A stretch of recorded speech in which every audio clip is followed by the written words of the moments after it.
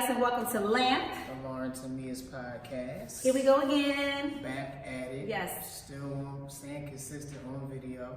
You see us on YouTube. See us. All day, every day. We're growing. Yes, make sure you're following us everywhere at the Lamp Podcast on Instagram, of course, Spotify, iTunes, Google Play, Party Savers 101, and we also have our YouTube page. So you just search at the Lamp Podcast on YouTube.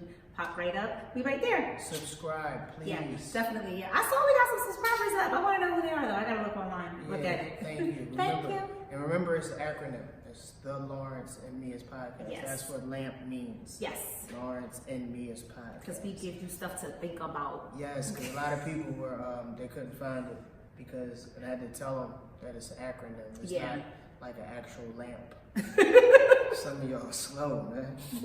But it's cool. We back at it every Tuesday. This wonderful sunny day in Atlanta. We're doing, I'm doing pretty good. Yes. So we're going to just dive right into the topic of the day. And it's basically based around a video that was surfacing about a young lady in Connecticut, or a young Caucasian lady in Connecticut, who was basically using the N-word towards another black man. I don't know if it was a black man or not. It was actually a man and a woman. I think she was yelling at the man, but it was a man and a woman that were behind that camera. And she was like, she put the R's on them. It was vicious. She made the emphasis to put that R in front of her kids. I thought that was kind of weird. Yeah, she had two little girls with her. I don't see any reports as to what started the argument. All you really see is, where it jumps off. But I do know she was a teacher and she did resign. She didn't. They didn't fire her, but she resigned. I think she resigned basically because the school district, or the school that she was at, actually made a statement about starting the investigation into the situation that happened. So the same day that they started the investigation, she opted to, I guess, resign, because at some point, basically, she was going to get fired. She was going to get fired. So basically, our topic today is, how do we feel about the N-word, about other people saying it to us, about people that are not of our same color using the N-word. What do we feel about it? My perspective of it. Did I say that right? Perspective. So just so let me. I'm gonna start using big words. But basically, because I ain't saying them right. You said you're gonna stop using big words. I'm not. I'm just.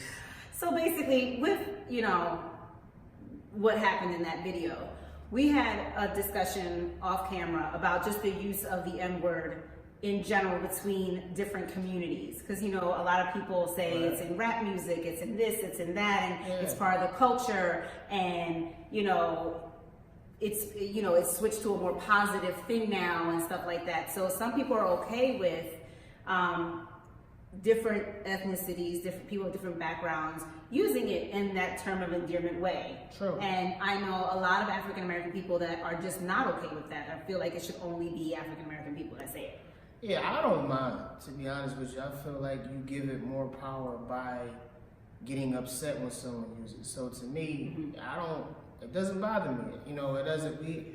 I grew up with a white guy in our neighborhood, and he used the N-word, but I just feel like it was how he used it, the text of how he was saying the word. He wasn't calling us, niggers or nothing. He was just using it as a way that we all talk. Like, my nigga tripping, yo, but it would have stolen my nigga, stuff like that. It was never used in a harsh way. So I feel like that word is only given power by how you react to it.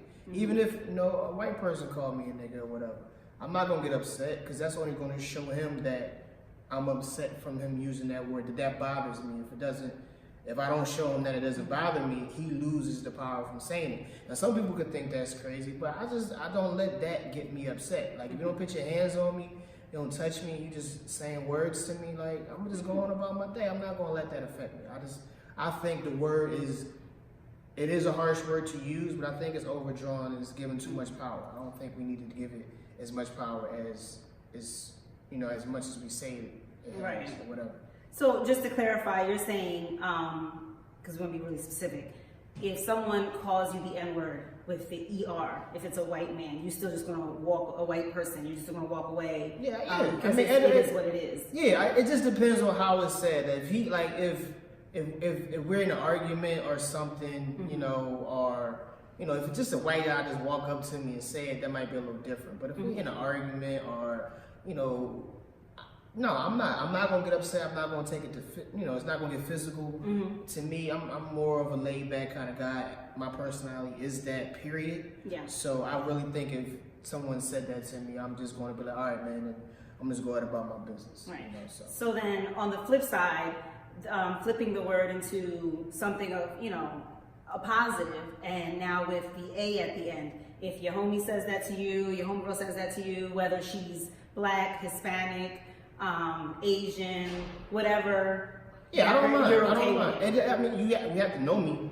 Right. Like, you're not just, I'm saying, you're not just going to run around and say, hey, my nigga, and I don't even know you. Like, Yeah. It has to be some type of relationship, some type of text to our conversation. You know, you just don't be like, hey, nigga, what's up? Like, I don't even know you, white dude. Like, come on, man, chill. But yeah. See, I see what you're saying, but I think that then that causes confusion for people just because. I mean, because I wouldn't walk up to no random white dude and be like, hey, what's up, cracker? Like, I wouldn't do that. Like, But that's not seen as a term of endearment, though. Yeah, I mean, any guy, anything. Like, I'm not gonna walk up to no female that I don't know and be like, hey, boo, what's up? Like, I don't know. I'm not in the right realm to use those words. Okay. So it's a level of how do I know this person? Right. How close is our relationship? Things of that nature. Yeah. So, you know, I wouldn't. You know, if I know this white dude, cool. Yeah, you know, it's used in words, it's used in rap songs and things of that nature. So, you know, doesn't bother me. Okay, so I get that, but just in my own experience, I'll say this, and everyone does know that we're both from Philadelphia, right? Yeah, so I think that being from Philly and from New York and New Jersey in that realm, it's a little bit different. I think we view it differently. And as I'm Puerto Rican, right? So growing up, I grew up in Alani. So growing up, it was around me all the time, right? It was you know, just in the culture. So I would say when I was younger, maybe high schoolish, I did get in the habit of saying it to my friends, right? And it wasn't until I got to college, I went to Temple, shout out to Temple. I had friends did you pick a face at Temple? Yes, I did. Did you pick a face at Temple? Yes, What's wrong with you? Because I'm a proud member of the community college people out here in the streets. Yes, I did. All of us had those aspirations of saying, okay, I'm only going to do 2 years and go to Temple, turned into 4. You know what I mean? That's how we do it. Anyway, I ain't mad at that, but listen, I went to Temple and I had some friends at Temple, and there was one in particular friend of mine that just in conversation, everyday stuff, we chit-chatting, and I said the N-word, and he said to me, he was like, Mia, he stopped me and was like, Mia, you can't say that. And I was like, kind of taken aback, like, what you mean? And so he broke it down to, you know, he gave me his opinion as to why he couldn't say it. And I'm gonna be honest, I was maybe 19 when that happened, and I haven't used it since in my everyday vocabulary, because I feel like this is me, and you know, it could be different for you, but I feel like because I'm not black, because I'm Puerto Rican, right? So because I'm not, I can't say what is okay and what's not. It's not my place. That's the place, to me, I feel like that's the place of black people, the African American community. That is your decision to say what you're okay with and what you're not when it comes to the N-word. So if it bothers one black person, for me, if it bothered one, then I needed to stop saying it. No. But I get it. Like, if I said it in front of him, he wouldn't even care. And that's cool. But I'll tell you, just from my experience, I could say it in front of you and you wouldn't care, but I could say it in front of other black people and they might kind of squinch. Like, I dated somebody for a couple of years who was from the deep South and moved to Philly, right? And he was taken aback by so many Puerto Ricans, Dominicans, whoever. He was taken aback by hearing it come off the mouths of so many people that weren't black.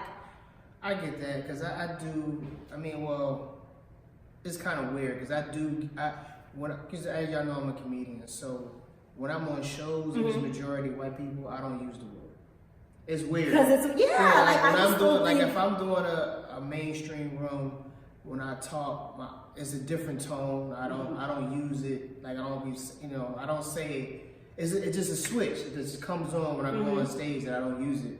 But when I'm in the urban room, it flows and it just comes off. So I get that you don't want to make the other people feel uncomfortable. But that goes back to, excuse me, what I was saying. It's just the text of the environment that you're in, the people that you're around, who you talking to, who you're not talking to, so where that word is used and when it's not. It doesn't bother me wherever it's used, but it is sometimes where I don't use it and who I'm depending on who I'm in front of. And that's mainly when I'm in front of a lot of white people, I would take that word out of my set. And it's only because they don't understand, it makes them uncomfortable and they probably wouldn't understand the text of how I'm talking. Right. So. No, I get that. I and like I said, for me, it's like I just don't know who it's gonna offend and who it's not. So I chose to just take it out of my vocabulary because I'm not trying to offend anybody. Cause I don't get offended, man. I don't get offended by it. I don't get offended too much by. I feel you only get offended by things that you give energy to. So if I'm not going to give it no energy, it's not going to affect me. So if you call me something, it could be anything. It could be, whatever. I've had women call me worse than that. You know what I'm saying? And yeah, they get mad at me when a female get mad. She'll say some evil, hurtful shit. And I just don't let it affect me. That's the best way, I think, to avoid is to not let you affect you. So, but anyway, we want to know how y'all feel. How do y'all feel about it? Because we gave you our points of views and how we feel about the N-word. So let us know in the comments on all our outlets, from Instagram to YouTube to wherever you're listening to the podcast. If you just want to text us and you just want to have a conversation with us in our inbox, let's do it. We can talk and then we can bring those comments to the podcast live and shout y'all out too. So say your ad name, we'll shout you out. Yes, definitely do that. I wasn't even gonna say something thinking I don't want nobody DMing me, but okay. She get DMs all the time. But no, on At the L.A.M.P podcast, DM that one. She cut me off. She cut me off. Yeah, that's right. Don't do us. Do that. At the L.A.M.P podcast, you send all the messages there. Slide in that DM all day. Slide in that L.A.M.P podcast DM. Don't slide in hers and mine. Slide up in there all day. Absolutely. Let us know how you feel, man, about this topic.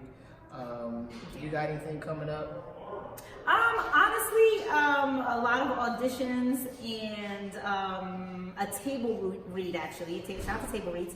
Table read in next week, so looking forward to that. And how about you?